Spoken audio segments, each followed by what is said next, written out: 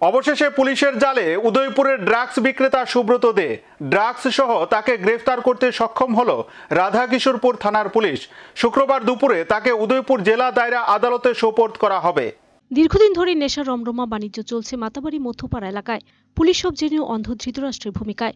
উদয়পুরে সচেতন নাগরিকরা বারবার নেশা কারবারিতে গ্রেপ্তারের দাবি জানালেও কেন পুলিশের এহেন ভূমিকা তা জানা নেই।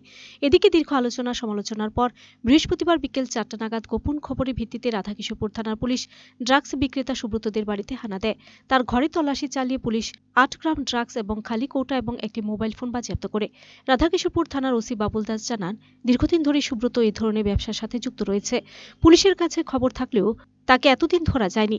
শেষ পর্যন্ত গোপন খবর লাগিয়ে তাকে গ্রেফতার করা হয়েছে। তার বিরুদ্ধে এনডিপিএস ধারায় মামলা গ্রহণ করবে পুলিশ। শুক্রবার দুপুরে তাকে উদয়পুর জেলা দায়রা আদালতে তোলা হবে। এখন দেখার ওসি বাবুল দাস ড্রাগস বিক্রেতা সুব্রতের বিরুদ্ধে আদালতে কেমন রিপোর্ট পেশ করেন এবং তাকে কতদিন আটকে রাখতে পারেন। একটা খবর ছিল মাতাবাড়ি মধ্যপাড়া এলাকার সুব্রত দে, বাবার নাম দেবেন্দ্রচন্দ্র দে।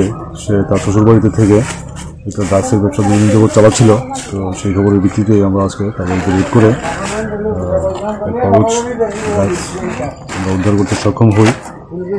তার বাজার মূল্য অনুমানিক 40 থেকে 50 হাজার টাকা হবে। Video report search India.